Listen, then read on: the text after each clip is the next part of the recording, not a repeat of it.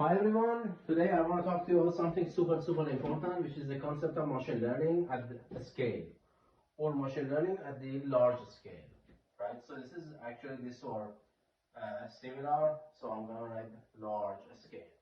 This is perhaps the topic of discussion nowadays. I'm not talking only about deploying machine learning to production at large scale. I'm talking about developing or doing research in machine learning at a large scale. When you have a large volume of data, when you want to develop complex model, maybe neural network is a complex architecture. Maybe you have too many features, right? So I'm going to talk about what I mean by large scale. So this is the first part, because this video is going to be really long, right? If I want to talk about everything that at least I know, this is going to be maybe 10 parts, 11 parts, right? And overall, this video can go forever because people develop new tools every day. Now, today, I want to focus about the tools that you can use to develop machine learning at the large scale. All right, so first let's talk about what do I mean by large scale. What is large scale? Or what makes ML large scale? What is large scale ML? All right, this means that large volume of data. Now, I will put it as a bullet point. Either lots of observations slash samples, or lots of features. In machine learning, usually you say columns. All right, and two complex model, right? Or you can say the complex architecture. All right. So when you have either of these two, usually you're talking about the machine learning at a larger scale. You want to develop a very complex model, or you have a lot of data. Okay? So why do we need to worry about this? Why do I need to talk about this? Why this is super important in big tech companies, or even finance companies, or in any company that you want to work? Why this might be an interview question? Why a lot of job responsibility or minimum and preferred qualification are talking about what I'm going to talk about today? The reason for that is, why do we need to care about this stuff? Right. So we need to be able to answer this question. Why do we need to care about ML at a scale, at a large scale? Why do we need to learn these practices, the best practices to deal with machine learning? One, we have large volume of data, and processing of that takes time efficiency, or I would say time.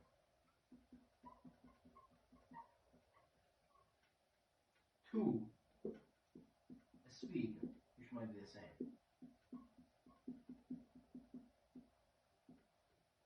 Time, speed, cost, that's the most important one.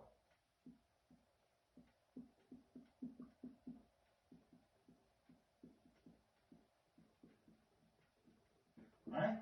So, if you, I will talk about that. If you want to be able to save cost for your company, or if a company needs to save cost and be able to iterate through multiple different designs quickly, should care about machine learning at scale. Should learn about the techniques that I want to talk about right now. Cost is the most important one. It's all about saving cost. It's all about finding the best practices to make the company optimize the processes, optimize the infrastructure. So that's what I want to talk about right now. All right. And I was want to say that speed up research and development phase.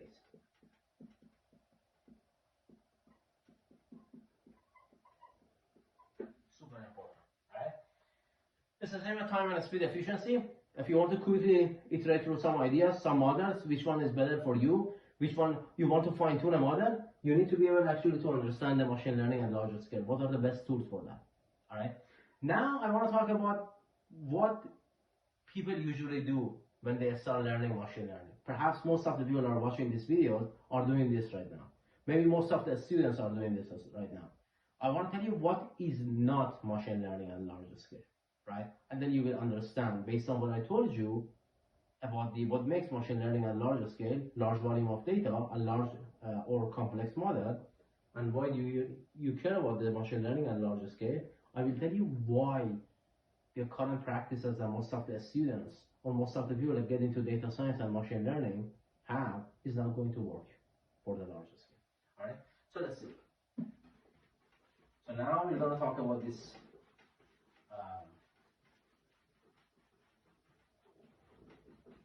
super important idea.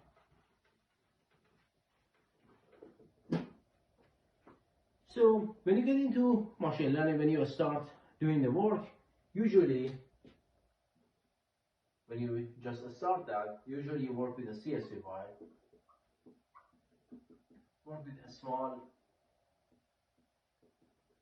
data set, a beginner, usually in the form of CSV or Excel file.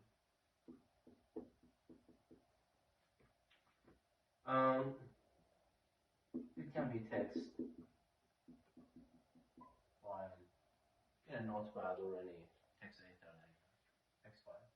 So it's either tabular data or text file, like a small data set. Then you can store it in these files.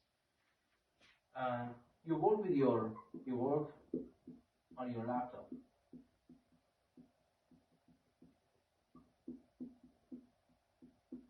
Personal or work laptop, right? You're on your laptop / computer. All right.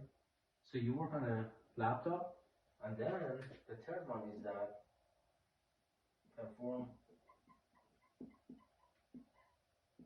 on operations on Python. Alright?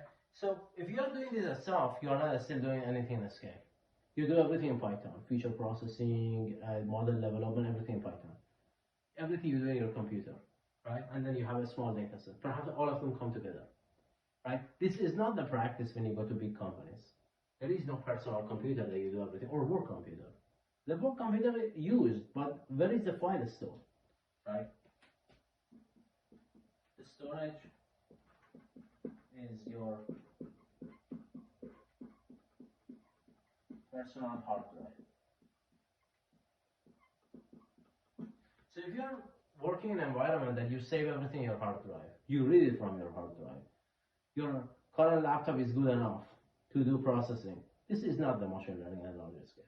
This is good for starting learning data science and machine learning, but this is not where you want to end up, right? What you want to end up is what I want to explain right now. All right. So I want to introduce some tools right now, and the next version, next video, next part, we're going to go very deep into this stuff. All right. These are right now currently being discussed in the industry. It's very, very important. I actually iterate with my colleagues days and months on this stuff. So these are very, very relevant and very up-to-date area of the machine learning and data science. All right. So what tools do we need to know in order to do machine learning on larger scale? What tools we need to know? I will write it as the what tools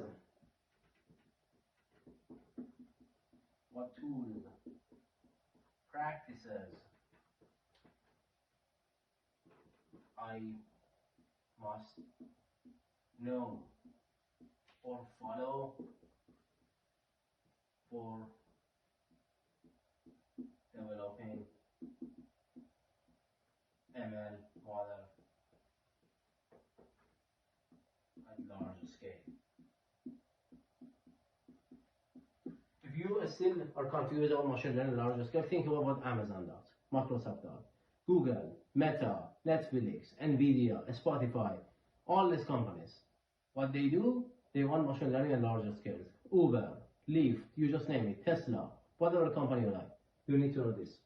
Alright, so cloud. This can be AWS, this can be Azure, and this can be Google Cloud Platform, GCP. First thing is cloud. We're gonna talk about this. Next video. Next. A platform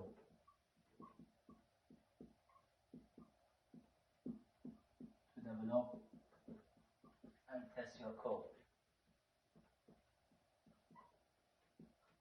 A platform to develop and test your code, guys. This is very, very important. Let's see what I mean by that. Alright. So, IDE. As perhaps we'll not get into that in the next part. But SageMaker,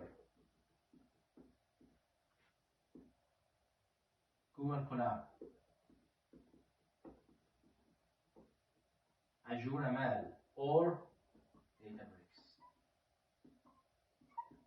In the next videos, I'm gonna compare and contrast these together for you to see that which one is better for your application. Right? I'm very familiar with all this, SageMaker and Databricks. I've used them a lot. So I know actually enough to tell you which one is better for your application. There are cons and pros to both of them. Right? So you might actually fall into the trap that a lot of people actually fall usually, and they just go with SageMaker, or they just go with Databricks. But both of them are very expensive. Right? So it's very important for you to know actually which one to use. Alright, so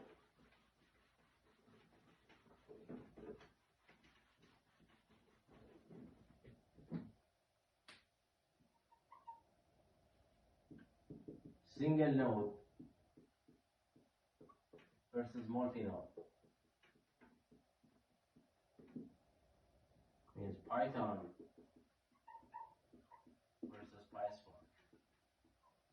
Of course, Scala and Spark is also used. Right. So single node versus multi-node. How do you want to train your model? Do you want to train on Spark? You can train on Spark, right? Cluster design. Trade-off between GPU and CPU. There are TPU as well, I'm not going to talk about it. There are TPU, and there is HPU, there is IPU. Well, let's talk about GPU and CPU for now. So that's the cluster design, alright? What else?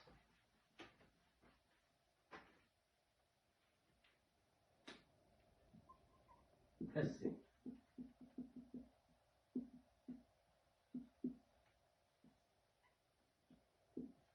Unit testing specifically.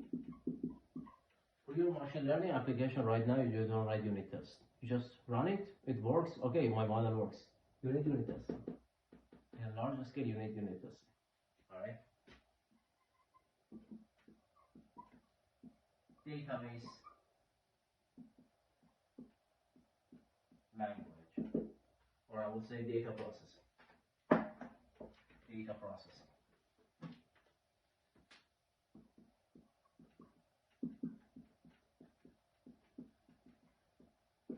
It's quite important, data processing.